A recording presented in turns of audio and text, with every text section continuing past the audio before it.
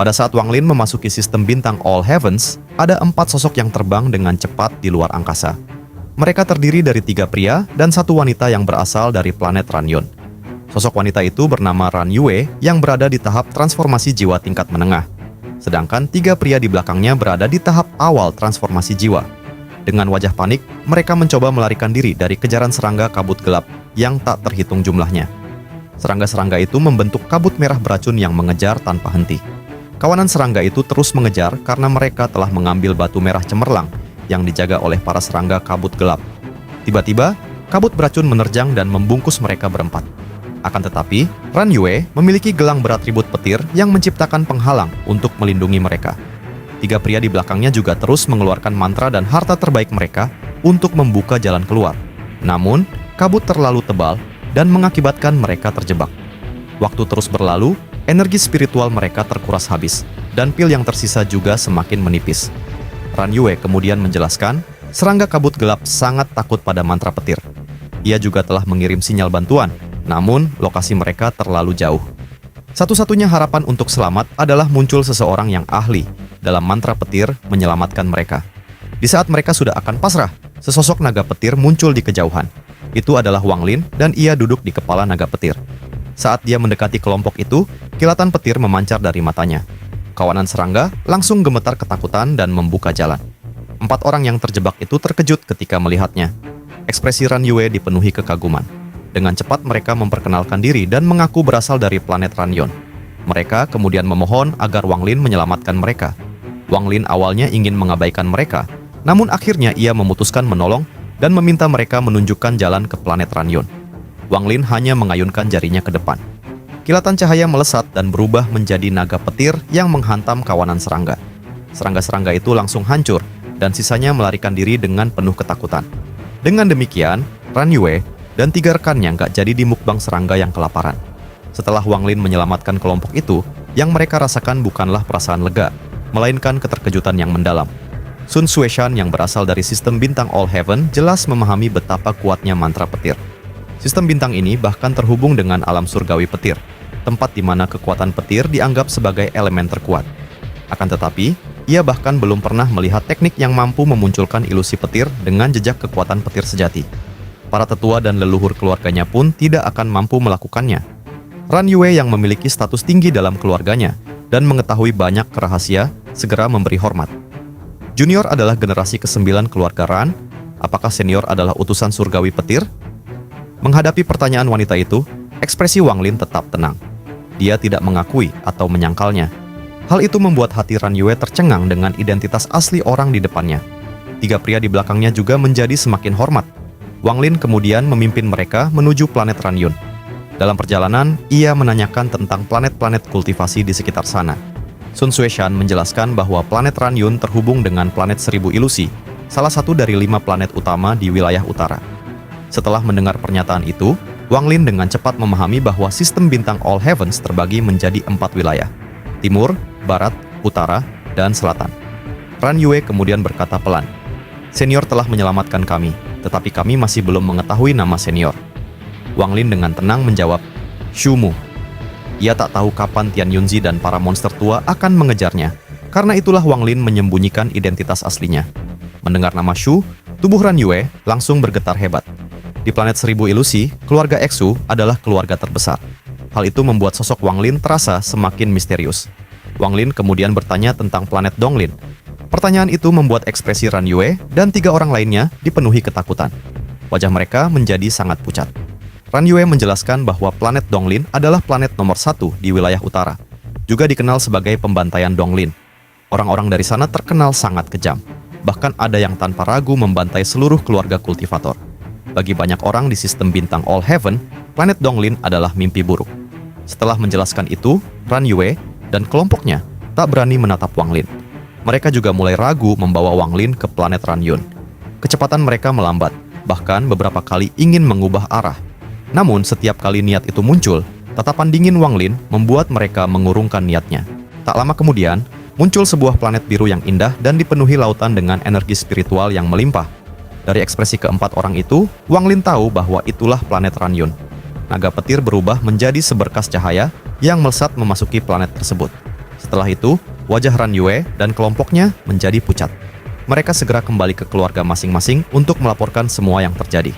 Saat Wang Lin melangkah ke planet Ranyun, 3 indera ilahi yang kuat segera tertuju ke arahnya. Akan tetapi, sosok Wang Lin telah menghilang sebelum mereka sempat menyentuhnya. 2 di antaranya gemetar ketakutan dan mundur, sementara yang terakhir terus memindai seluruh planet walau tak menemukan jejaknya. Perlahan indera ilahi itu menghilang dan meninggalkan dengusan dingin yang bergema di langit. Wang Lin melihat langit dan segera menyadari ada 1 kultivator ascendant tahap menengah, dan 2 lainnya masih berada di tahap awal. Sistem bintang All Heavens memang sangat misterius. Energi spiritual di sini sangat melimpah, namun planet sekaya ini hanya dijaga oleh 3 kultivator ascendant. Seandainya planet ini berada di sistem bintang aliansi kultivasi, tempat ini pasti sudah lama dirampok oleh monster tua langkah kedua atau negara kultivasi tingkat 6. Planet seperti ini tak mungkin dibiarkan begitu saja di wilayah mereka. Terutama dari ekspresi 4 orang yang ditemui sebelumnya, Wang Lin menyadari bahwa planet Donglin sangatlah kuat. Ia tidak akan pergi sebelum meningkatkan kekuatannya. Wang Lin kemudian terbang di atas pedang. Penampilannya berubah dan kultivasinya ditekan sampai formasi inti tahap akhir. Tak lama kemudian, Wang Lin tiba di sebuah kota yang berada di wilayah keluarga Sun. Setelah mendarat di depan gerbang besar dan membayar biaya masuk, Wang Lin akhirnya memasuki kota. Dari informasi yang didapatkannya, terdapat gua kultivasi yang disediakan khusus bagi kultivator asing. Indra ilahi Wang Lin langsung memindai seluruh kota utara. Ia menemukan perumahan kecil yang dipenuhi energi spiritual dan dilindungi berbagai pembatasan. Jelas tempat itu adalah tempat para kultivator berkultivasi. Wang Lin kemudian membayar 100 kristal berkualitas tinggi kepada seorang pemuda penjaga yang memandang rendah dirinya karena memilih tempat kultivasi berkualitas rendah. Rumah yang didapat Wang Lin sederhana, tetapi energi spiritual di dalamnya sangat melimpah. Dengan 1 lambaian tangan, dia memperkuat semua pembatasan hingga 10 kali lipat dari sebelumnya. Setelah itu, Wang Lin mulai fokus berkultivasi. Ia menyerap seluruh energi spiritual di sekitarnya, tetapi itu tidak cukup untuk meningkatkan kultivasinya. Giok surgawi miliknya juga hampir habis dan hanya tersisa 5 tetesan air surgawi. Wang Lin memutuskan untuk menyimpannya dan akan menggunakannya ketika ia berada dalam keadaan darurat. Karena jika Wang Lin memakainya sekarang, itu tidak akan memberikan hasil maksimal. Karena membutuhkan banyak giok surgawi, Wang Lin memilih menjual harta karun daripada merampas. Dia mengeluarkan beberapa bahan berkualitas dari tas penyimpanannya dan memurnikannya dengan energi asal. Bahan-bahan itu dengan cepat meleleh dan membentuk 3 harta: pedang terbang, cermin perunggu, dan sebuah jepit rambut. Wang Lin kemudian membentuk segel tangan dan menanamkan banyak batasan pada ketiganya. Perlahan tekanan kuat mulai terpancar dari harta-harta tersebut. Sesekali muncul kilatan petir karena dimurnikan oleh jiwa asalnya. Ia menanamkan domain waktu pada cermin perunggu, domain 1000 ilusi kejam milik Liu Mei pada jepit rambut, dan meninggalkan jejak teleportasi di dalam pedang terbang. Setelah selesai, ketiganya melayang di telapak tangannya. Ini adalah harta surgawi palsu kualitas tertinggi yang mampu dia buat saat ini. Akan tetapi, Wang Lin masih belum puas. Ia kembali menyempurnakan batasan pada cermin perunggu hingga membentuk batasan hitam yang rumit. Wang Lin kemudian pergi menuju pavilion harta karun. Di luar pavilion, ada seorang pria parubaya bernama Lu Feng yang menghina Wang Lin. Ketika Wang Lin mengeluarkan pedang terbang untuk dijual, Lu Feng langsung menghina dan menolak barang itu. Ia bahkan mengusir Wang Lin. Tatapan dingin dari Wang Lin membuat tubuh Lu Feng bergetar ketakutan, seolah jiwa asalnya akan hancur. Setelah Wang Lin pergi, sebuah suara tua terdengar dari dalam pavilion. "Lu Feng, apa yang terjadi?" Lu Feng menjawab dengan hormat dan mengatakan ada seorang kultivator yang mencoba menjual harta karun magis. Seorang lelaki tua kemudian keluar. Sosok itu adalah Sun Tai. Kultivasinya telah jatuh dari tahap transformasi jiwa ke tahap soul formation setelah hati daunnya hancur dalam pertempuran dahsyat di planet Donglin. Ketika ia melihat sosok Wang Lin yang telah menghilang, Sun Tai merasa sedikit familiar, tetapi dia tidak terlalu memikirkannya. Sun Tai kemudian kembali duduk di kursinya. Setelah itu, Wang Lin memasuki sebuah pavilion bernama Pavilion Bambu Hijau. Di dalam pavilion itu, ada seorang pemuda Nascent Soul membaca dengan tenang. Ketika Wang Lin masuk, ia menutup bukunya dan menyambut Wang Lin dengan ramah. Pemuda itu kemudian menanyakan barang apa yang ingin dia cari. Wang Lin tersenyum tipis dan mengeluarkan pedang terbang. "Apakah rekan kultivator mau membeli pedang ini?" Pemuda itu mengerutkan keningnya ketika ia melihat pedang itu dan meminta izin untuk memeriksanya. Wang Lin mengayunkan tangan kanannya, dan pedang terbang itu perlahan melayang ke arah pemuda itu. Dengan indera ilahinya, pemuda itu meneliti pedang tersebut. Awalnya dia hendak mengatakan bahwa pedang itu biasa saja, namun ekspresinya segera berubah seketika. Pemuda itu menemukan mantra yang tersegel di dalamnya, dan saat ia mencoba menembusnya, nasen soulnya bergetar oleh pancaran kekuatan yang terkandung di dalam pedang itu. Dia kemudian menyalurkan energi spiritualnya ke dalam pedang dan mengarahkannya pada sebuah batu spiritual berkualitas tinggi di luar pavilion. Cahaya pedang itu melesat menembus batu spiritual lalu terbang kembali. Pemuda itu menyatakan bahwa pedangnya bagus, tapi tingkat kualitasnya hanya dapat dianggap kualitas menengah. Energi spiritual yang begitu dahsyat bahkan dapat dianggap berkualitas tinggi. Saat Wang Lin berbicara, ia mengaktifkan mantra di dalam pedang terbang itu. Pemuda itu menyaksikan pedang terbang menghilang di hadapannya dan muncul kembali 100 kaki jauhnya. Wajahnya dipenuhi keterkejutan. Ia tidak menyangka pedang ini memiliki kekuatan teleportasi. Biasanya, mustahil untuk meninggalkan mantra teleportasi di dalam pedang terbang karena pedang tidak dapat menahan gesekan ruang saat berpindah. Pemuda itu berkata menginginkan pedang tersebut dengan harga 10.000 batu spiritual berkualitas tinggi. Ia bahkan ingin menambahkannya lagi. Wang Lin mengerutkan kening dan bertanya, "Apakah kalian memiliki kultivator transformasi jiwa?" Pemuda itu tertegun, ekspresi di wajahnya memperlihatkan ketidaksenangan. Tanpa banyak bicara, ia mengeluarkan giok transmisi suara dan mengirimkan pesan untuk memanggil kultivator transformasi jiwa. Setelah itu, suasana menjadi hening. Dalam keheningan, pemuda itu memperhatikan Wang Lin. Wang Lin terlalu tenang di matanya, meskipun ia hanya berada di tingkat formasi inti. Wibawa yang terpancar membuat pemuda itu merasakan sedang melihat kepala klan atau leluhur yang memiliki kedudukan tinggi. Tak lama kemudian, Pak Tua di tahap akhir transformasi jiwa datang dan mulai menguji pedang terbang milik Wang Lin. Dia menjentikan jarinya ke arah pedang tersebut. Seketika getaran nyaring bergema ke seluruh bangunan, suaranya jernih seperti musik surgawi yang memanjakan telinga. Keterkejutan semakin dalam ketika dia melambaikan tangan kanannya. Pedang itu langsung berteleportasi dan melesat sejauh lebih dari 500.000 km dalam sekejap. Tak lama kemudian, pedang itu muncul kembali di sisi Pak Tua itu dan berputar di sekelilingnya. Pedang itu juga memancarkan energi spiritual surgawi dengan aura tajam seperti anak panah yang ditarik. Kilatan petir menari di sepanjang bilahnya. Pak Tua itu kemudian menyentuhnya. Dentuman keras mengguncang ruangan hingga dia mundur pucat. Namun wajahnya justru berbinar kegirangan. Wang Lin memberitahu ini adalah harta surgawi palsu. Tapi petir itu yang membuatnya luar biasa. Dia menjualnya dengan harga 30.000 giok surgawi. Pak Tua itu mengerutkan keningnya dan mengeluarkan banyak giok surgawi dari tas penyimpanannya. Ia kemudian bertanya, apakah ada harta yang lain? Wang Lin mengeluarkan sebuah cermin perunggu. Begitu melihatnya, ekspresi Pak Tua itu dipenuhi keterkejutan dan dalam sekejap digantikan keserakahan. Harta karun surgawi semu warisan. Di bawah keserakahan itu, Wang Lin hanya tersenyum dan tetap bersikap tenang. Jika orang tua ini berani merampoknya, maka Wang Lin siap membantainya. Ketenangan dari pemuda di depannya membuat Pak Tua itu menahan diri. Ia menebak Wang Lin pasti berasal dari keluarga kultivator besar. Akhirnya, dia membeli cermin itu seharga 50.000 giok surgawi. Tak berhenti di situ, Pak Tua itu bertanya lagi apakah ada harta karun surgawi palsu lagi. Wang Lin mengeluarkan jepit rambut. Namun kali ini lelaki tua itu hanya melirik sekilas tanpa minat. Setelah itu, Wang Lin keluar dari pavilion bambu hijau dan indera ilahinya segera menyapu kota. Ia mengungkapkan senyum mengejek. Sejak keluar dari pavilion, ada satu indera ilahi yang menempel padanya. Datanglah kuberi kau kesempatan.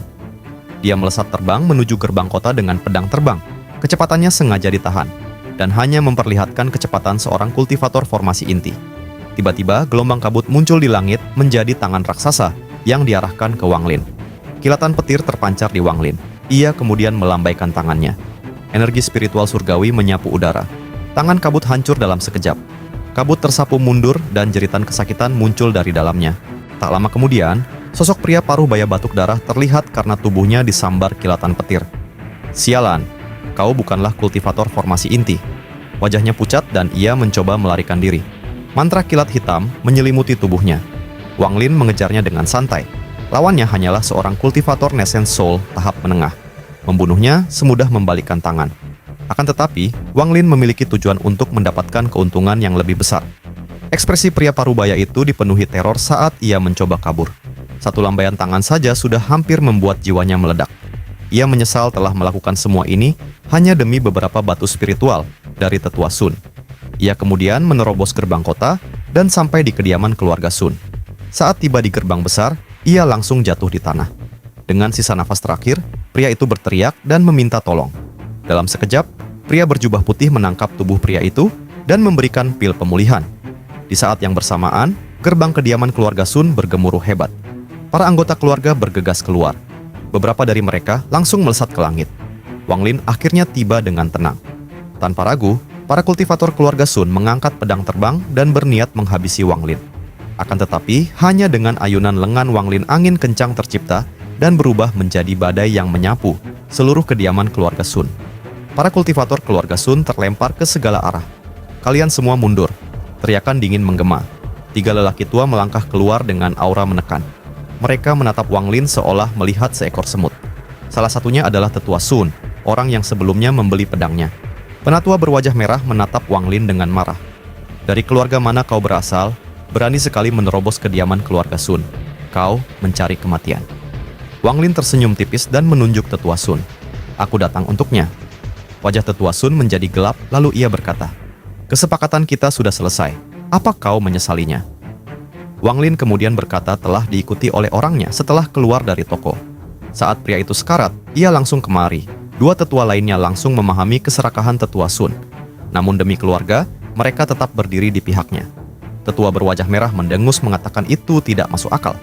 Ia menyuruh Wang Lin tetap tinggal sampai leluhurnya datang untuk menentukan hidup dan matinya. Tidak masuk akal. Suara Wang Lin menjadi dingin ketika ia mengangkat tangan kanannya. Tekanan dahsyat menghantam seluruh rumah keluarga Sun. Para anggota keluarga langsung memucat di bawah tekanan yang menimpa tubuh mereka.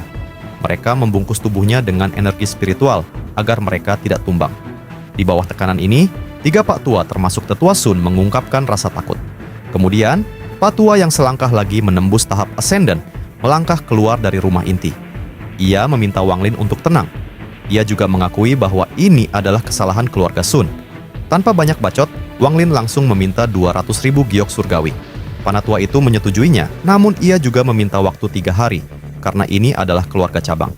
Wang Lin menatap pak tua itu. Aura indera ilahi kultivator ascendant terpancar darinya. Wang Lin menyetujuinya, lalu ia dengan cepat pergi dari tempat itu.